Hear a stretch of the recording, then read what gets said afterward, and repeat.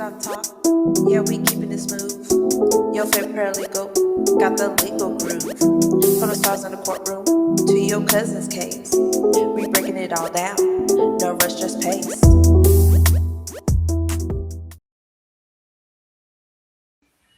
Howdy, folks. That's real Texan, isn't it? So, everybody, including me, have been talking about the Sixth Amendment argument and Carmelo Anthony's motion for a new trial, the courtroom closure, the seal file, the recusal fight. But there's a third ground in this motion that barely gets mentioned. And honestly, in my opinion, it might be the cleanest, more self contained argument in the entire filing.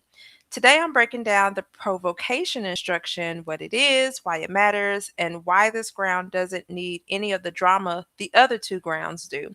I'm Cassandra, aka your favorite paralegal, and this is Legal Doc Talk. So I have on the screen, this is this is the jury charge, the self-defense jury charge, and then on the other corner is the ground three of the motion. If you have the motion, it's on page 55, starting with the ground three. But let's start with what this instruction even is, because it's not something most people have heard of. In Texas, if you claim self defense, the jury normally gets instructed on the law of justified use of deadly force. But there's a separate instruction called a provoking the difficulty instruction that can take self defense away from the jury entirely. It tells the jury if the defendant provoked this confrontation on purpose, specifically to create an excuse to use deadly force, then he forfeits the right to claim self defense, period. That's a serious instruction. It doesn't just weigh against self defense, it actually can eliminate it. And because of that, Texas courts have said for decades, y'all, decades, that it should rarely be given and only when the evidence actually supports it. Okay. Now let's no, I'm gonna keep that up there. So here's the actual legal standard, and it's from the case Smith versus State, which was decided in a Texas Court of Criminal Appeals. That is the highest court of Texas. Okay. Before a judge can give this instruction, the evidence has to be supported um, for all three elements. What are those elements? Well, one, the defendant did some act or used some words that provoked the attack. Two, that act or those words were reasonably calculated to provoke it. Three, and this is the big one, it was done for the purpose and with the intent of creating a pretext to inflict harm. All right. So that's the three element test out of Smith versus State. Now, according to the motion, I'm gonna drag the motion over there.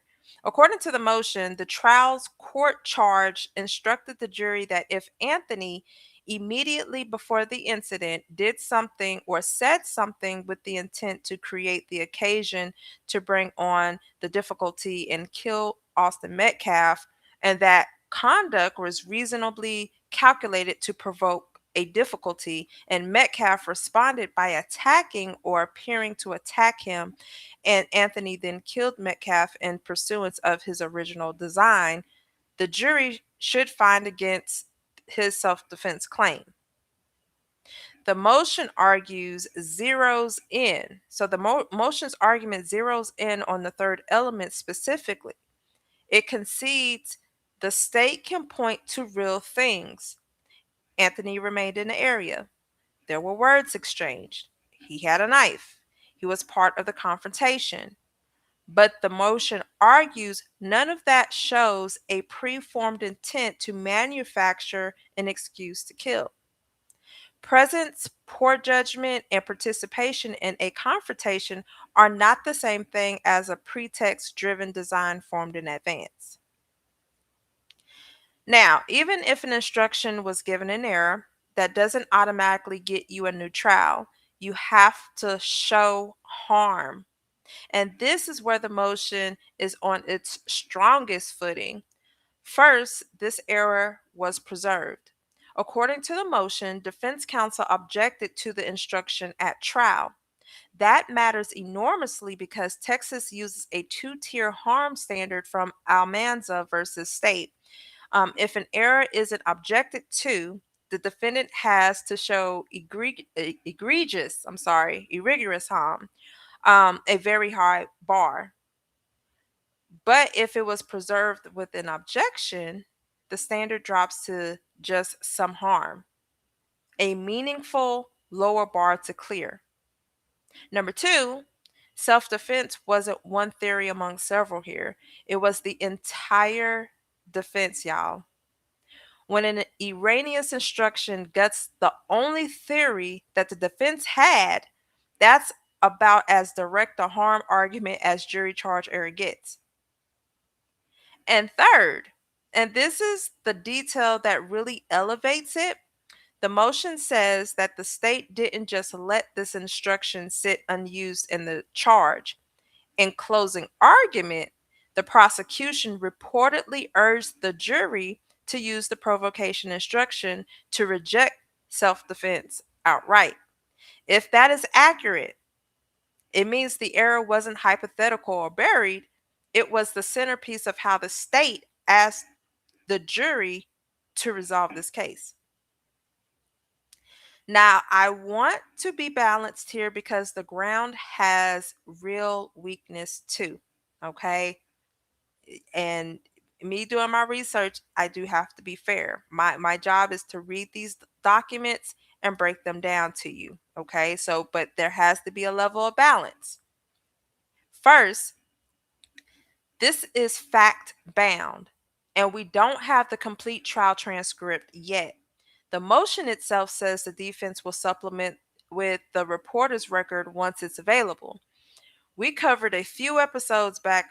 I can't well, I think it was a few episodes back that the partial records are just starting to come in. So whether this ground actually succeeds depends heavily. Excuse me, I need to drink some water. It depends heavily on what the evidence at trial really showed about Anthony's state of mind. And right now, we're working from the motion's characterization of that evidence, not the verified record. That's why it's important that we get all of the transcripts. Number two, Texas courts sometimes give real weight to even fairly thin evidence supporting an instruction. The state is very likely to argue there was some evidence of intent, proximity, words exchanged, the knife, and whether that raises or rises to the level of pretext to inflict harm is exactly the kind of weight of the evidence called the appellate courts are often reluctant to overturn. We need that transcript. We need that transcript. But overall, here's why I think, once again, Cassandra, why I think this particular ground deserves more attention than it's getting. So compare it to the other two grounds, right?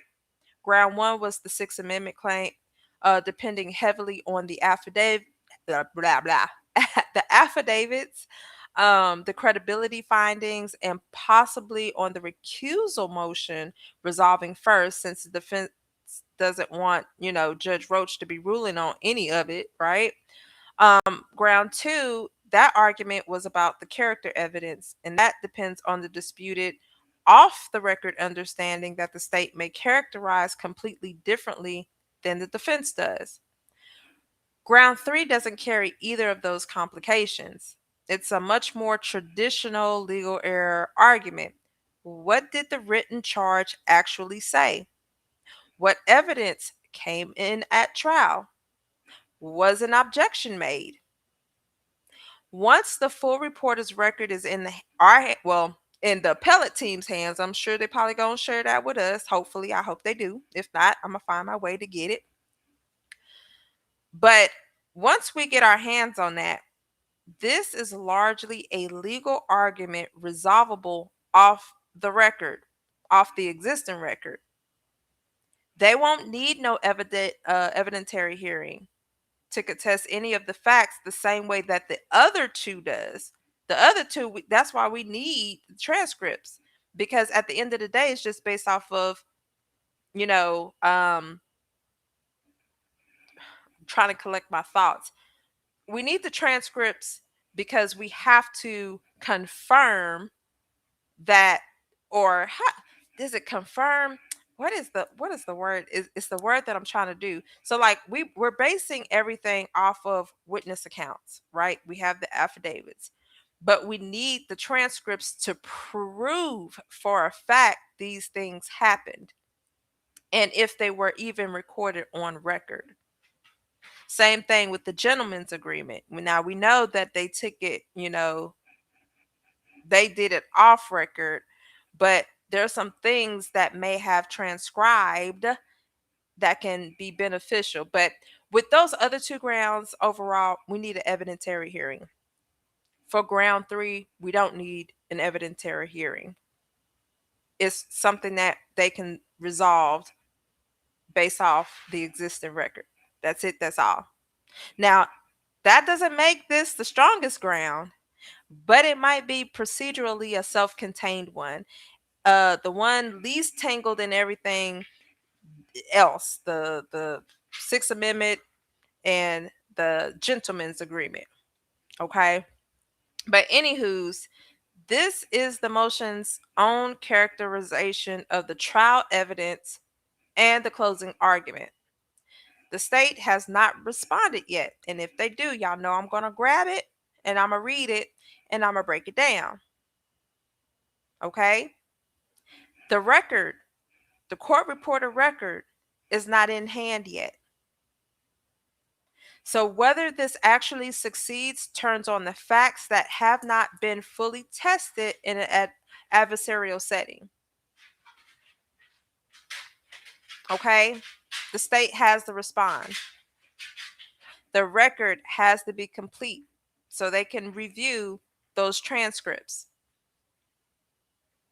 That's the only thing. I know we're making somewhat of progress, but time is of the essence. Now, I'll be watching to see if that court reporter fills in those missing dates, especially anything covering closing arguments, since the central to the harm argument here. So, if you are not following me on YouTube, hit that notification. Oh, hit that notification. Hit that like button, subscribe to my channel so that way you have all the, well, not have, well, you get the notifications, right?